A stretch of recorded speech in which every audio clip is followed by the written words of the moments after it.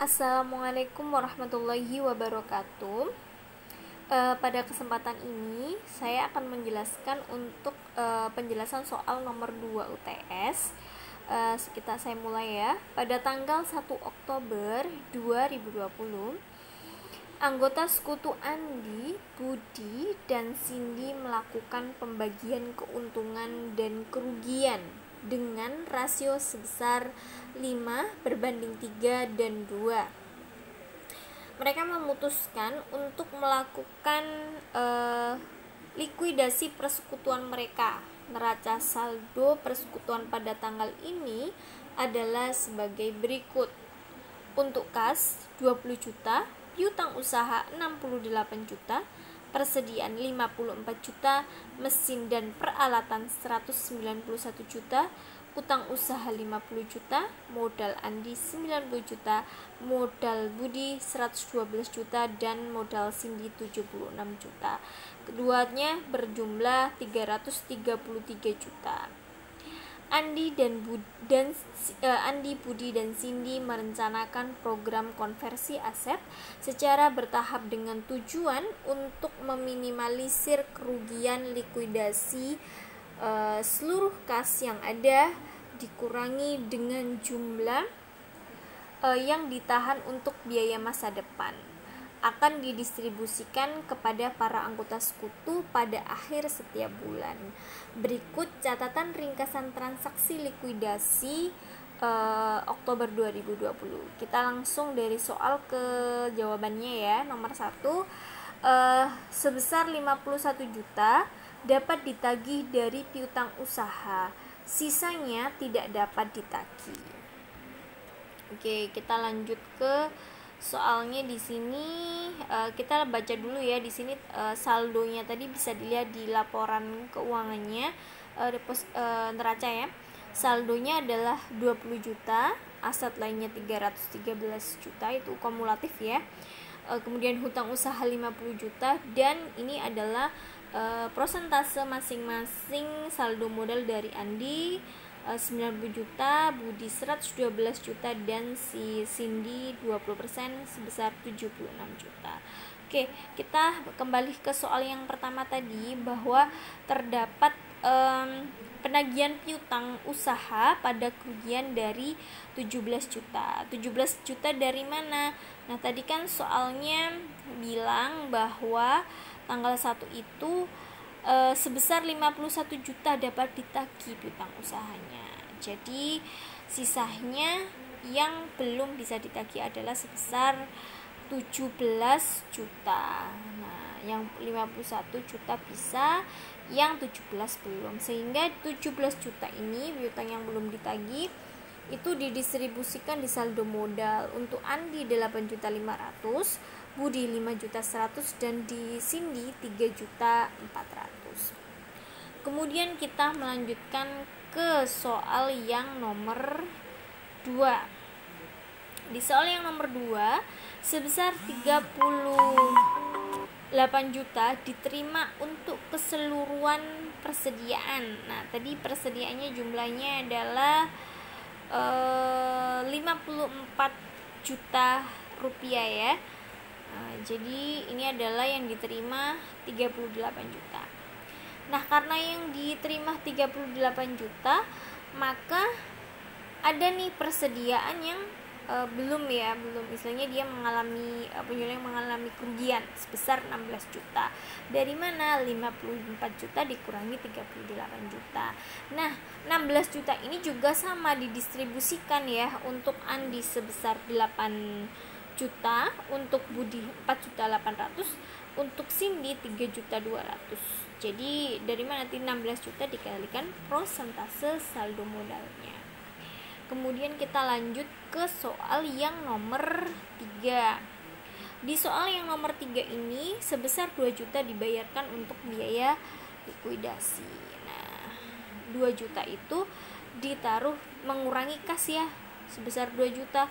Sama 2 juta ini juga didistribusikan di saldo modal. Untuk Andi 1 juta, untuk Budi 600.000, dan Cindy 400.000. Kita lanjut di soal yang nomor 4. Di nomor 4, sebesar 50 juta dibayarkan kepada kreditor setelah saling hapus memorandum kredit sebesar 5 juta yang diterima pada tanggal 11 Oktober 2020. Kita lanjut ke jawabannya. Di tanggal 4, bagian memorandum kreditnya adalah sebesar 5 juta, dia masuk utang usaha. 5 juta ini juga didistribusikan sama ya, untuk Andi 2.500.000, Budi 1.500.000, dan Cindy 1 juta. Kemudian di soal yang sama juga, pembayaran kepada kreditor sebesar 50 juta. Dia masuk ini ya, masuk di hutang usaha. Prinsipnya dia menyelesaikan hutangnya kepada kreditor sebesar 50 juta. Sehingga di sini hasilnya lunas ya. Tadi kan hutangnya 55, kemudian si memorandumnya sudah dibayar 5 juta, kemudian 50 jutanya juga sudah dibayar, sehingga hasil hutangnya 0 ya. Kemudian kita lanjut ke transaksi nomor 5. Di transaksi yang nomor 5 ini adalah sebesar 11 juta uang tunai ditahan dalam bisnis pada akhir bulan untuk kemungkinan liabilitas yang tidak dicatat dan biaya yang tidak diantisipasi. Jadi si perusahaan ini menyisakan uang 5 juta seperti itu, dicadangkan seperti itu. Sehingga karena dia ingin mencadangkan uang sebesar 11 juta, maka dari total tadi ya 57 juta dari mana? Dari 20 juta ditambah 51 juta ditambah 38 juta dikurangi 2 juta, hasilnya terus dikurangi 50 juta, hasilnya adalah 57 juta. Terus dari mana angka 46 juta ini? Nah, tadi kan perusahaannya pengen menyisakan 11 juta nih, jadi dikurangilah kasnya sebesar 46 juta. Ini adalah pembayaran aman kepada sekutu jadwal pertama. Nah, 46 juta ini juga nanti didistribusikan di sini ya, sebesar 26.800.000 dan 19.200.000. Dari mana? Nanti bisa teman-teman lihat di bagian bawah sini ya. Di sini bisa dilihat perhitungan untuk 26.800.000 dan 19.200.000 ya. Jadi menghitungnya dari sini. Nanti akan saya jelaskan lebih lanjut, yang pasti angka itu dari sini. Dari perhitungan kemungkinan kerugian ini ya. Oke. Dari jadwal pembayaran tepat ke sekutu. Nah, nanti akan saya jelaskan setelah ini.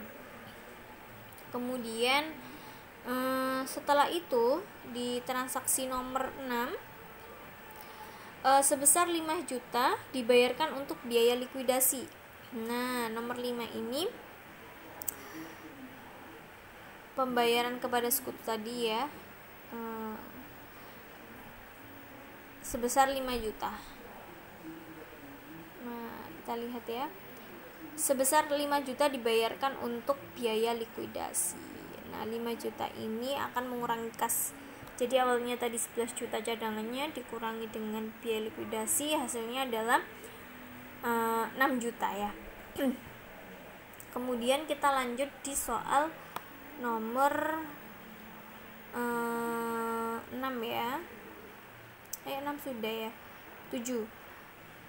Sebesar 6 juta uang tunai ditahan ya, seperti yang tadi. Jadi perusahaan menahan sebesar 6 juta untuk pembayaran aman jadwal yang kedua. Jadi 6 jutanya tidak dikurangi apa-apa. Kita lanjut ke transaksi bulan Desember. Sebesar 146 juta diterima dari penjualan seluruh barang dan mesin serta peralatan.